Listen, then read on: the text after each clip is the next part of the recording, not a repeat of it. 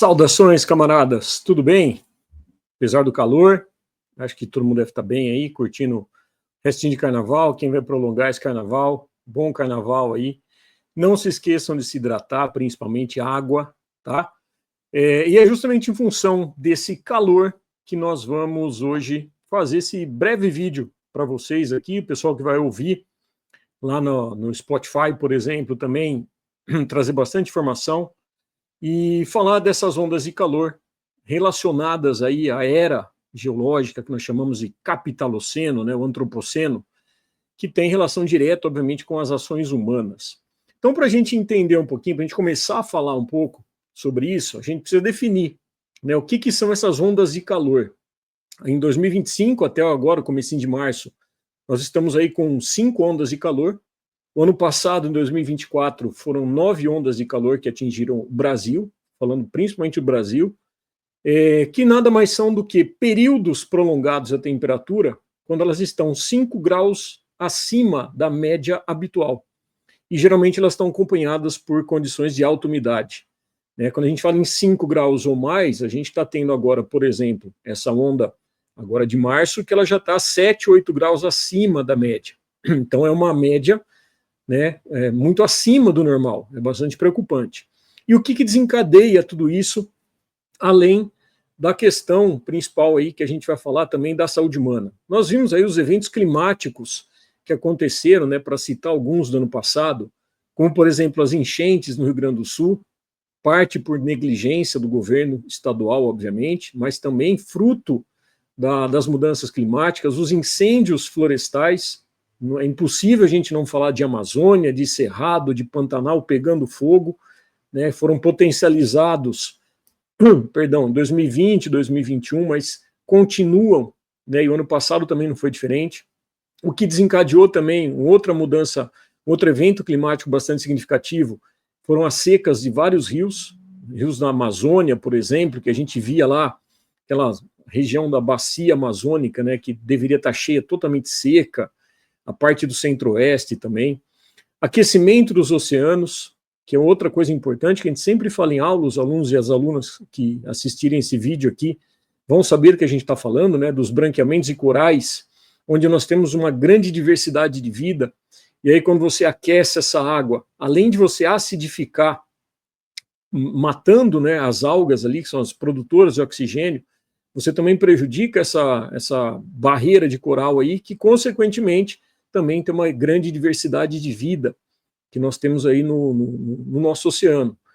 E, obviamente, a gente, quando fala na questão de clima, nós não podemos também desvincular a questão do preço dos alimentos.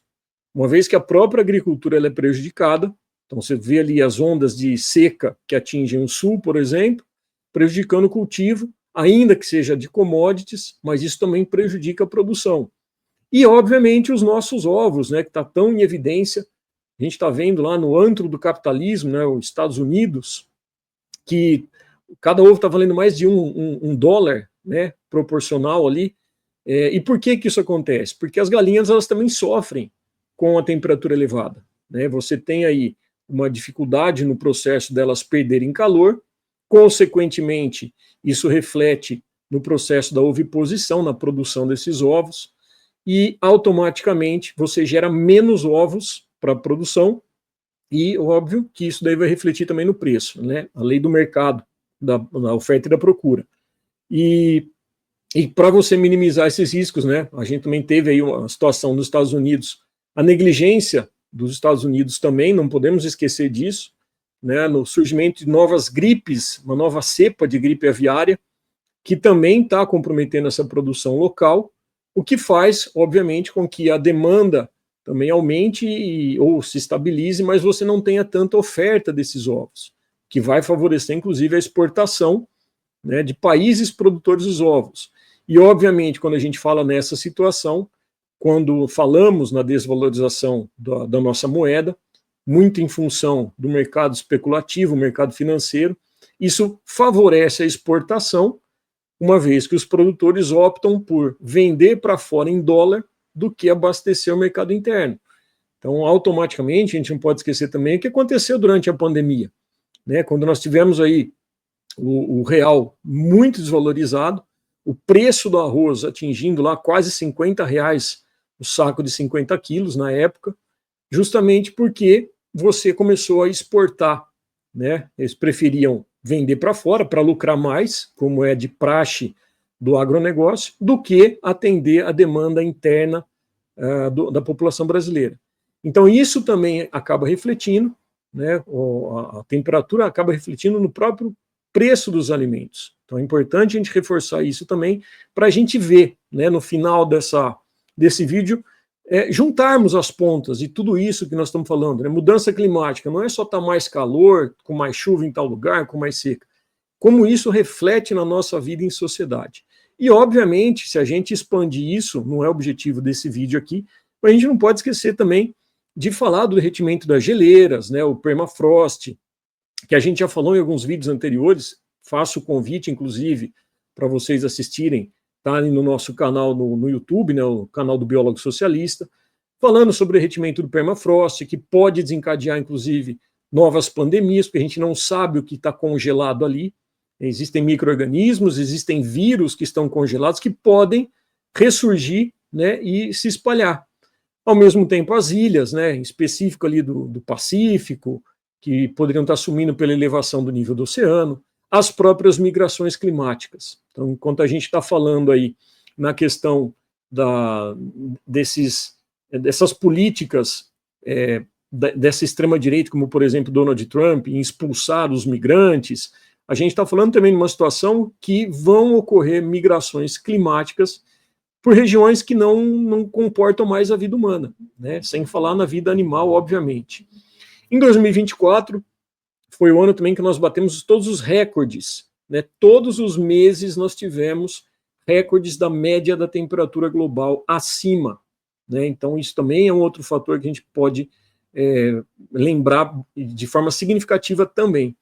E em 2025 nós atingimos a chamada marca do limite seguro da temperatura, né, pós-período industrial, que de acordo com os dados, né, que foi levantado lá, que foi estipulado no Acordo de Paris, isso lá em 2015, e alguns países são signatários, outros acabaram abandonando, o limite seguro era de 1,5 graus, para que nós não tivéssemos, no caso, catástrofes ambientais significativas.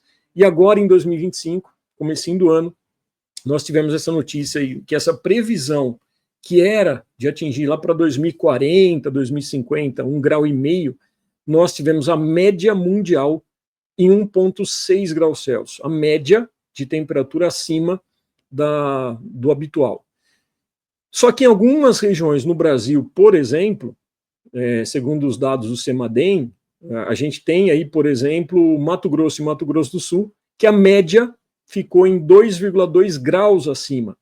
Na região sudeste, 1,72 graus Celsius. Na região do Cerrado, ali no centro-oeste e até mesmo no nordeste, 1,61 graus Celsius. Ou seja, nós já estamos vendo regiões que estão sofrendo, obviamente, com essa temperatura muito acima da média do que seria considerado o limite seguro. E isso, obviamente, anteciparam essas catástrofes climáticas, né, que eram previstas aí para acontecer quando o planeta atingisse uma média de 2 graus Celsius, ou seja, nós atingimos 1,6 e isso antecipou, inclusive, as piores projeções de quando a gente estava falando, quando atingíssemos 2 graus Celsius, ou seja, é ainda mais assustador e mais alarmante do que a gente está pensando. E quando a gente pensa em cidades, né, não vamos nem falar na questão de preparo dessas cidades ou não, né, da questão das regiões periféricas, que são as mais afetadas, mas nós temos que entender também que nós criamos, né, com as cidades cada vez menos arborizadas. A gente viu recentemente a Prefeitura de São Paulo derrubando centenas de árvores, Rio Grande do Sul promovendo a mesma coisa, e cada vez mais asfalto, cada vez mais construção.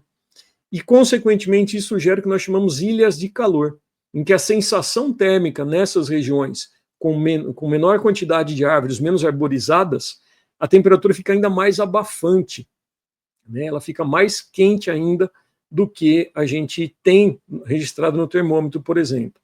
E saiu há 2 dias, né, hoje nós estamos aí no dia 4 de março, há 2 dias, no dia 2, saiu um dado do Climatempo falando do Rio de Janeiro, que nos últimos 30 anos foi registrado o mês de fevereiro mais seco do ano. A média era de 123 milímetros de chuva para o mês de fevereiro e, pasme, choveu apenas 0,6 milímetros na cidade do Rio de Janeiro. Além disso, a previsão de 2024, a média para o mês de fevereiro no Rio de Janeiro, só para exemplificar, já que nós estamos em época de carnaval, nós tivemos aí em 2014 35 graus a média, né, a temperatura de fevereiro. Em 2024, essa média ficou em 38 graus, a média, tá? O que significa isso? Temperatura mais alta, com menos chuva, mais calor, mais consumo de água e, ao mesmo tempo, menos água disponível. Então, a gente está dando só um panorama para entender e falar o que isso vai refletir, por exemplo, na saúde humana. Então, nós, humanos, assim como as aves, nós somos animais que mantemos a temperatura do nosso corpo constante, né? Nós somos animais endotérmicos, que nós chamamos, ou homeotérmicos. Se a gente pega, por exemplo, a temperatura média humana, é 37, mais ou menos, 37,2 graus Celsius. Se está muito frio, o nosso corpo vai encontrar mecanismos de gerar calor, comendo mais, comidas mais calóricas, se protegendo, se agasalhando, né, e ao mesmo tempo tremendo, porque o movimento muscular você gera ali a situação do movimento cinético que gera calor. Já no nosso ambiente atual, onde nós estamos aí com temperatura muito elevada, essa alta temperatura faz com que o nosso corpo dissipe esse excesso da temperatura que a gente absorve por 3 mecanismos. Um é a radiação, né, que a gente emite esse calor para o ambiente. A convecção, a mesma coisa, praticamente, né? Então, imagina, o exemplo da convecção seria mais ou menos quando você vai ligar o forno da sua cozinha. Você vai assar um pão. Quando você assa esse pão, a temperatura do forno está quente e ela vai, por convecção, dissipando para o ambiente, né? Então, nosso corpo ele também acaba fazendo isso daí. E um dos mecanismos mais importantes que nós temos é através do suor, através da evaporação. Então, as glândulas sudoríparas, elas são acionadas, essas glândulas chamadas glândulas exócrinas, né, que elas liberam para fora do corpo, elas estão liberando esse suor para que, como se fosse um radiador de um carro, né, você refrigera, você joga pequenas gotículas de água na sua pele, e aí, com acesso ao vento, por exemplo, você acaba dissipando essa temperatura através das gotículas de água, porque a água ela tem um calor específico que vai permitir essa perda de temperatura para o ambiente.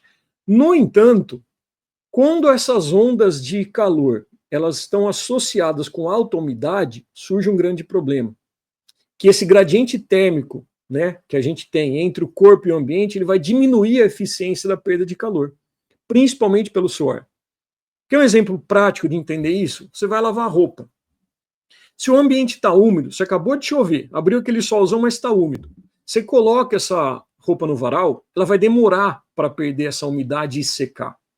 Se é um ambiente seco, você estendeu, dali 1 hora, 2, está sequinha. Então, no caso, quando a temperatura é muito alta e está muito úmido, como é característico dessas ondas de calor, nós temos essa dificuldade de dissipar, de perder a temperatura, porque o suor não vai ser suficiente, a gente não vai conseguir perder essa umidade de forma eficiente para o ambiente. Isso, consequentemente, quando a gente aquece o nosso corpo, vai exigir mais do nosso sistema cardiovascular. É o exemplo que a gente tem quando você faz uma atividade física. Aí você faz uma corrida, você jogou bola, a pessoa fica, geralmente, pessoas mais brancas, inclusive, ficam mais coradas, né? Por que elas ficam vermelhas? Porque na pele você vai aumentar o fluxo de sangue para justamente dissipar esse calor, né? E, consequentemente, você promovendo essa vasodilatação e uma maior circulação do sangue, vai exigir maior trabalho da nossa bomba cardíaca, né? Que é o nosso coração. O que vai sobrecarregar, podendo gerar uma fadiga muscular, inclusive. Então, não é à toa que nós temos casos de problemas cardíacos também bastante acentuados durante essas ondas de calor. Sem falar, obviamente, na desidratação, quando nós temos essa perda dos eletrólitos, né? Todo mundo já experimentou suor, sabe que ele é salgado, né? E é ele que vai automaticamente, conforme a gente está perdendo, para tentar equilibrar essa temperatura, a gente precisa repor essa perda dos eletrólitos, né? Água e sais minerais, da importância de comer frutas, né? De tomar água. Em algumas situações extremas, quando a pessoa não consegue beber água, ou ser um atleta de alto rendimento, tomar um isotônico, né? Qual que é a diferença do isotônico, Padula?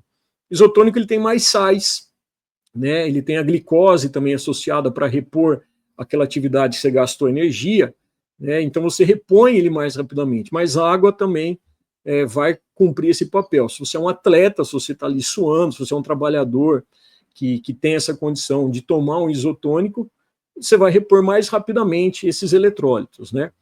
E se a gente não perde esse calor? E se o suor não é eficiente, se a convecção, a radiação não é suficiente, o que a gente vai ter no nosso organismo? É como se a gente tivesse uma febre constante. Então, se a temperatura está 40 graus e o seu corpo é 37 e ele não consegue refrigerar, o seu corpo, a sua temperatura vai ficar com uma febre constante. E qual é o problema disso? Porque quando a gente está gripado, quando a gente está com uma situação aí que causa uma febre, por exemplo, e essa febre ela é intermitente, por que é perigosa? Porque você pode convulsionar, você começa a prejudicar várias funções do organismo. Justamente porque nós somos formados por proteínas, por exemplo. E essas proteínas são macronutrientes que vão formar o nosso músculo, vai ter uma função estrutural.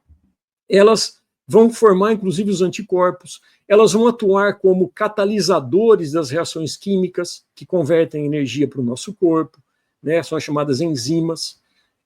E quando elas aquecem demais, elas sobem além da capacidade térmica natural do nosso corpo, elas sofrem um processo de desnaturação. O que é desnaturação?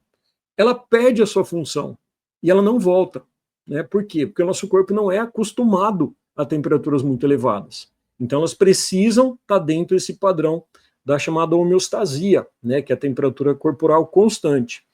E o que a gente tem que fazer, então, para evitar essas situações? Evitar sair ao sol, obviamente, né, principalmente nos momentos de pico do sol mais alto, ingerir bastante líquido, né, cuidado com bebida alcoólica, porque a gente também já falou isso, né, a bebida alcoólica ela inibe um hormônio chamado antidiurético, que é o ADH, que ele atua no rim e fala para o rim, olha, passou, se o sangue trouxer água aí, não joga fora, ou seja, não joga em excesso para a urina. E quando a gente ingere bebida alcoólica, o que o rim faz? Ele joga fora, porque esse hormônio ele é inibido pelo álcool. E aí a pessoa vai ao banheiro mais vezes, ela acha que está hidratada porque a urina está clarinha, né? Só que aí quando passa o efeito do álcool, além da ressaca, a pessoa está desidratada, aí vem dor de cabeça, todas aquelas situações que quem já bebeu e não tomou esse devido cuidado sabe o que acontece. Então, nessas situações de onda de calor, pior ainda. Ingerir comidas leves, né, frutas, legumes, verduras, né, que tem bastante sais minerais, lembrando que a gente está perdendo água com sais minerais, e procurar manter o corpo refrigerado. A questão é, nós, dentro da nossa casa, eu ligo o ventilador, quem tem ar-condicionado liga um ar-condicionado, todo mundo consegue, né, manter razoavelmente o ambiente refrigerado. Mas a gente tem que pensar também nos trabalhadores. Será que os ambulantes, esses mesmos ambulantes que estão lá vendendo, por exemplo, água, cerveja, né, durante o carnaval, por exemplo, será que eles têm essa condição? O pessoal de construção civil, os pedreiros que estão lá embaixo de sol, os coletores de lixo, será que eles têm essa condição? Só que eles não podem parar de trabalhar, né? Olha a crueldade também disso daí. E para ilustrar isso daí, tem um dado aqui da Organização Internacional do Trabalho, a OIT, que fala que em função das ondas de calor, mais de 4.200 trabalhadores morrem no mundo todo em função das ondas de calor. E quando esse calor ele é excessivo, sem contar as ondas de calor, o número de óbitos anuais, segundo a OIT, é quase 19 mil. São 18.970 óbitos causados por calor excessivo, né? E aí você fala, tá, beleza, eles não têm que fazer, mas são só eles os afetados? Não. Quem vai depender de um transporte público, por exemplo, quem precisa pegar a condução geralmente lotada, né, também passa por esse perrengue. E as escolas, todas elas estão preparadas? A gente viu no Rio Grande do Sul, por exemplo, o sindicato, né, dos professores e dos funcionários falando, não vamos ter aula durante essa onda de calor, porque a temperatura está muito elevada e as escolas não estão preparadas. O que o governo estadual fez? Não, entrou com recurso, conseguiu uma liminar e liberou a aula. Qual que foi a conclusão disso? Qual que foi o resultado disso? O aluno passando mal e, obviamente, o baixo rendimento escolar. Nós não podemos esquecer também que nesses mesmos alunos da escola pública, principalmente no Rio Grande do Sul, entre 30 e 40, eu vou lembrar direito agora os valores, né? Mas que a coisa de 40% desses alunos estão em situação de risco. Ou seja, eles vão para a escola para ter alimentação, né? Eles vão para a escola para ter uma condição de vida um pouco melhor. Então é uma contradição desse sistema também a gente pensar nisso, né? Liberar aulas para dar essa assistência, mas a que custo? Então a gente precisa pensar um pouquinho nisso. E isso reflete, novamente, quem mais sofre com essas ondas de calor, quem mais sofre com essas questões de temperaturas elevadas, são os pobres, as pessoas mais pobres. O que escancara mais um tipo de racismo que já é estrutural no nosso país, que é o chamado racismo ambiental. E uma outra coisa que a gente precisa reforçar em função da questão da temperatura alta, né, dessas ondas de calor, que tem um fator meteorológico, obviamente, mas é potencializada principalmente pelos gases do efeito estufa. Então, eu também já fiz um vídeo sobre isso. Quem não assistiu, convido vocês aí a assistirem o vídeo que eu falei sobre isso também, mas que mostra um pouco, né, como que isso foi potencializado pelo chamado efeito estufa, né, os gases do efeito estufa. Então, a gente tem caso do desmatamento, onde as árvores que deveriam estar sequestrando carbono, uma vez que elas são derrubadas, elas perdem essa função de sequestrar o gás carbônico. Os incêndios dessas mesmas áreas, na maioria das vezes, que liberam todo o gás carbônico que foi incorporado durante a fotossíntese, né, que gerou essa matéria orgânica, essa árvore. Então você imagina, uma árvore de 50 anos, em que ela foi queimada, durante esses 50 anos que ela incorporou o gás carbônico, libera tudo de uma vez só para o ambiente. Sem contar, obviamente, de um outro fator que está muito em pauta, é a questão dos combustíveis fósseis, petróleo, carvão mineral, gás natural, né, que a gente tem que retomar essa discussão, a gente tem que falar um pouquinho, e muita gente tem falado, né, sobre a transição energética. Então percebam, nós estamos falando de emissores de gás carbônico, principalmente aí o desmatamento, os incêndios e os combustíveis fósseis, né, e fala-se na transição energética. A questão é, será que essa transição energética ela vai ser suficiente? A gente está vendo que é ao contrário do que precisa ser feito, que é reduzir a emissão dos gases causadores do efeito estufa, para, consequentemente, nós conseguirmos reduzir a incidência de uma temperatura mais elevada e, consequentemente, a redução dessas ondas de calor. A gente está vendo que esse sistema que nós temos, que fala em transição, na verdade, ele está falando isso como um acréscimo de energia, né, nessa geração de energia e não na substituição de energia. Ou seja, é um consumo crescente.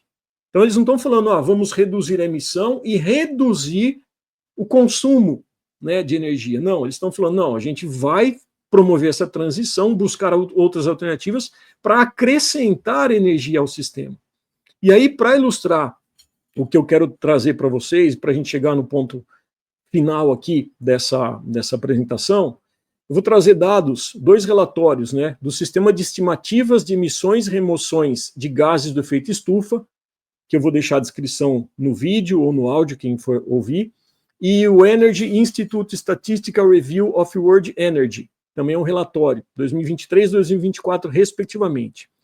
Nesses relatórios, eles falam que hoje, 2025, né, 2024, 2025, 87% das emissões dos gases estufas são provenientes dos combustíveis fósseis. Petróleo e seus derivados, a gasolina, por exemplo, diesel, carvão mineral e gás natural. Sendo que 60% da energia elétrica mundial também é derivada de combustíveis fósseis. E dessas composições aí de energia elétrica e dos derivados, nós temos que o petróleo ele é responsável por 38,8%, carvão mineral 32,5% e gás natural 28,6%. Então, a gente está falando aí de dados, né, desses dois relatórios.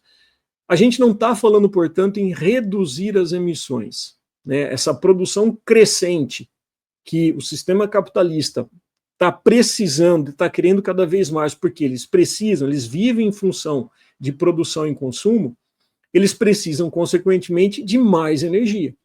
Para vocês terem uma noção, de 2017 a 2023, houve um aumento de 5,7%, quase 6%, do consumo de combustíveis fósseis no mundo todo. Ou seja, nós não precisamos simplesmente falar em redução, ou melhor, a gente precisa falar, mas não é esse apenas o ponto. A gente precisa falar em reduzir esse consumo. E esse é um ponto que a gente precisa bater em cima. E no Brasil? O Brasil ele tem uma característica um pouco diferente. E aí eu vou mostrar para vocês.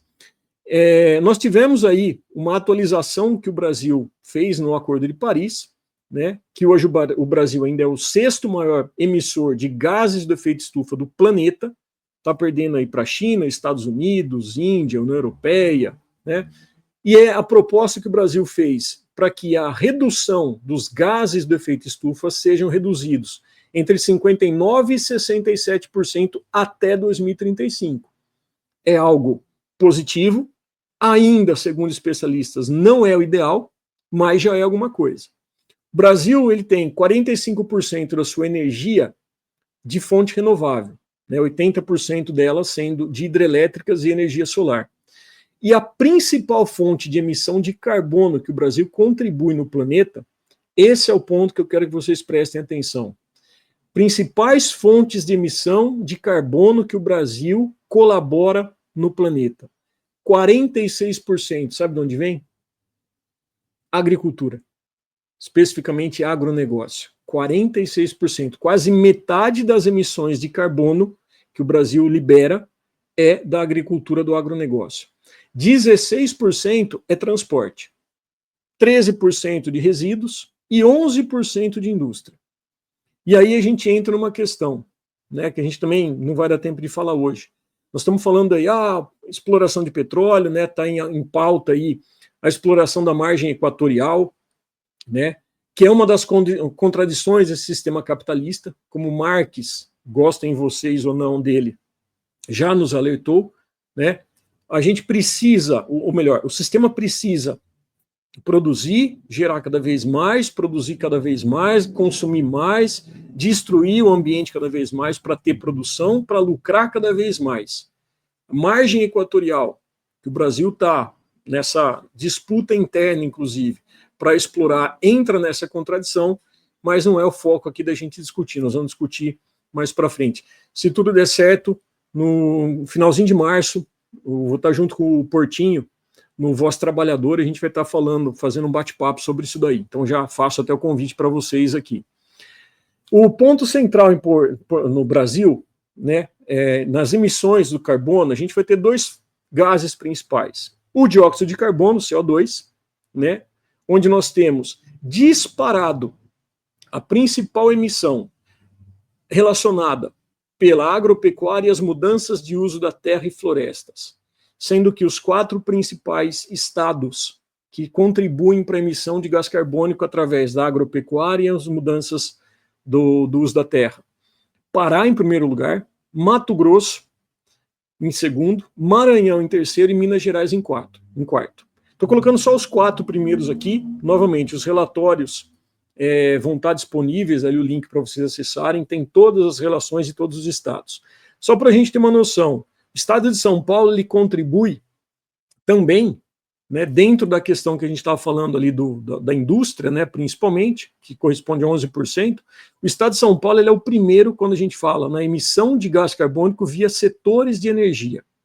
E quando a gente fala num outro gás extremamente danoso, muito mais potente na retenção do calor que a gente tem, que é o metano, novamente a agropecuária é disparada, principalmente pela flatulência né, pela liberação dos gases da fermentação que os bovinos, na sua grande maioria, acabam liberando, sem falar na decomposição também. E aí nós temos 8 estados que merecem destaque. Novamente, Mato Grosso, segundo lugar, Pará, terceiro, Minas Gerais, quarto, Goiás, quinto, Rio Grande do Sul, sexto, Mato Grosso do Sul, sétimo, São Paulo e oitavo, Rondônia.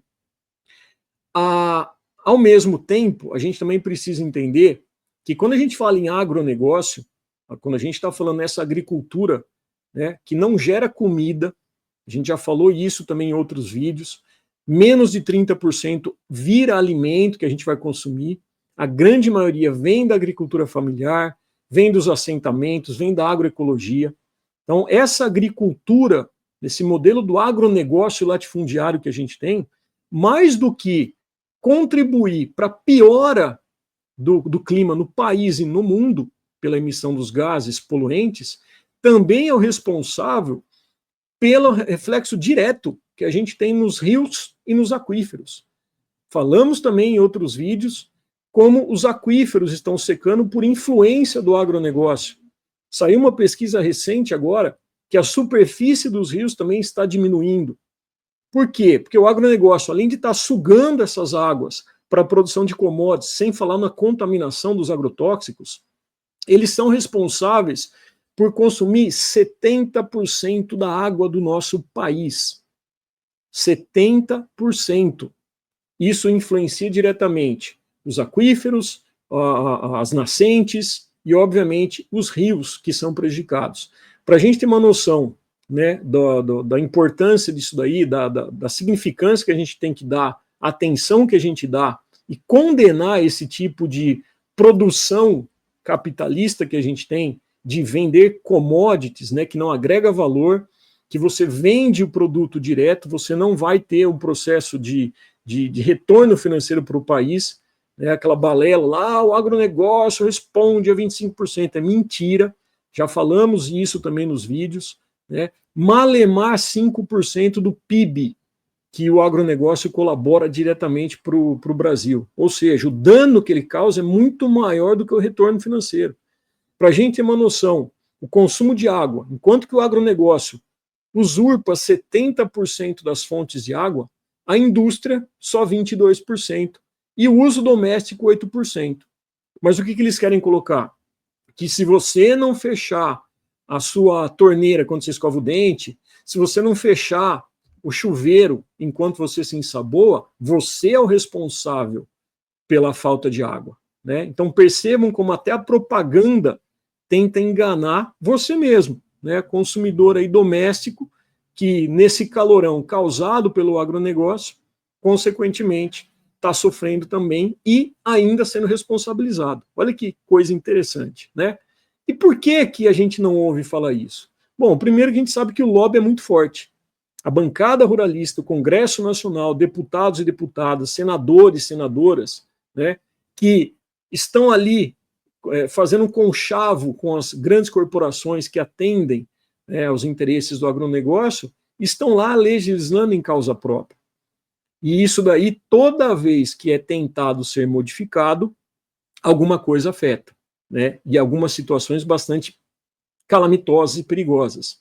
Em tempo aí, né, de Ainda Estou Aqui, que ganhou aí o Oscar, né, de melhor filme estrangeiro, não podemos esquecer que em 64, né, o projeto do João Goulart era, entre outras coisas, a industrialização do país e a reforma agrária. E automaticamente incomodou. O que aconteceu? Ditadura militar, né? Então, atentem para esses fatos, né? A geopolítica relacionada com a questão da biologia sempre. Em 2016, projeto da presidenta Dilma, né, do Programa Nacional de Redução de Agrotóxicos, que faria essa transição para a agroecologia. O que aconteceu? Golpe parlamentar em cima da presidenta, sem nenhum tipo de crime. Quem que entrou no lugar? O golpista Michel Temer, que uma das primeiras coisas que ele fez, o que foi? Tirar da pauta o Pronara, né, o Programa Nacional de Redução de Agrotóxicos, e que foi seguido, obviamente, pelo desgoverno seguinte do inelegível lá. Em 2023, governo Lula 3, ele reativou isso daí. mas obviamente sofrendo ainda com as barreiras do Congresso Nacional. Em resumo, o que a gente precisa entender? Que esse sistema, o sistema capitalista, ele depende do crescimento econômico contínuo para se manter. E é um crescimento que muitas vezes vai ocorrer às custas de explorações dos ambientes naturais, dos recursos, da degradação ambiental, e gera essas crises, né, esses colapsos climáticos. No entanto, se é uma crise, como eles falam, né, antes de se tornar um verdadeiro colapso ambiental, a gente sabe que crise ela tem uma fundamentação que ela pode ser corrigida. E como que deve ser corrigido isso? A transformação, antes de mais nada, desse sistema. A começar por uma transição para a agroecologia, que vai gerar comida de verdade, que vai agregar valor à mercadoria, que preserva o ambiente, que gera emprego e que vai garantir a soberania nacional. O Brasil ele tem tudo, eu sempre falo isso. O Brasil tem tudo para ser vanguarda nessa transformação. A gente reduziria significativamente a emissão de gases de efeito estufa, servindo de exemplo para o mundo. O Brasil, que é um dos carros-chefes aí do BRICS+, né, que é o que está incomodando, inclusive, o sistema falido estadunidense, o imperialismo estadunidense. Então, o Brasil tem tudo, né, para subsidiar isso daí. Agora, com uma bancada ruralista, com esses rentistas, né, que estão ali especulando no mercado financeiro, jogando contra, né, com deputados e senadores que se dão a pachorra de ir lá fora, né, sabujos do imperialismo, pedindo para intervir no Brasil, né, não vou nem citar o nome desses imbecis aí que foram lá, mas com todas essas informações, a gente precisa entender exatamente quem está jogando a favor de um país verdadeiramente soberano, um país que tem um projeto político para acabar com a fome, para gerar emprego e que realmente se preocupa com a questão ambiental. Né? Então a gente precisa entender exatamente isso. E essas ondas de calor têm uma raiz, têm nome e sobrenome. Agronegócio latifundiário. Enquanto nós tivermos deputados, senadores, prefeitos, vereadores, governadores, né, e até presidentes que continuam sendo alinhados, que abasteçam essa ignorância que tentam colocar na população de que o agronegócio é pop, que o agronegócio é um monte de coisa boa. Pensa nisso, tudo que a gente falou aqui. Ligue esses pontos. Né? Quando a gente reclamar do calor, lembra que não é um aspecto meramente meteorológico. Isso tem relação direta com o que está acontecendo nas casas legislativas, né? Em congressistas que estão atuando contra a soberania do país, com congressistas que estão atuando para a degradação do ambiente. E, novamente, quem sofre com isso é o povo. E geralmente o povo mais pobre. Só que ao mesmo tempo que os pobres sofrem mais, eles estão percebendo que eles também estão sendo prejudicados. A questão é, até quando eles conseguirão usar essa desculpa, usar esse disfarce, essa máscara, né, e achar que isso daí é uma coisa momentânea, continuarão sendo negacionistas climáticos. Os fatos estão aí. A materialidade dos fatos, ela não deixa a gente mentir. Tá? Então, essa é essa explicação que eu queria passar para vocês, para a gente entender que as ondas de calor, elas têm um aspecto sim meteorológico, porém, elas estão cada vez piores em função de todos esses aspectos que o agrolatifúndio, né, o agronegócio latifundiário, a agropecuária, que gera commodity simplesmente, que gera fome, que não gera comida, que não gera emprego, que não gera nada de positivo para o país, mas que segue a todo vapor, literalmente queimando o nosso país e causando todos esses desastres. Então, a próxima vez que tentarem colocar a culpa na sua torneira que está ligada enquanto você toma o banho, enquanto você está escovando seu dente, óbvio que nós somos seres conscientes, nós não deixaríamos uma torneira aberta, mas não deixem que isso daí rebata em cima de você. Aponte o dedo e fala, o culpado de tudo isso é esse deputado, é essa deputada, esse senador, essa senadora, são esses políticos gananciosos, alinhados ao agronegócio, que não têm proposta de melhoria para o ambiente nenhuma, e nós todos estamos pagando o preço. Tá bom? Agradeço quem assistiu, deixa seu like, deixa seu comentário, compartilha, faz chegar em mais gente essa informação e a gente vai seguindo nas nossas lutas. É um caminho longo, mas é um caminho que a gente está trilhando, nós estamos semeando essas sementes para que nós, no futuro, que esperamos que não seja tão longo assim, tão distante assim, possam gerar novos frutos e a gente possa efetivamente promover uma verdadeira revolução, não apenas ambiental, mas de consciência política na população. Um grande abraço e a gente se vê até a próxima.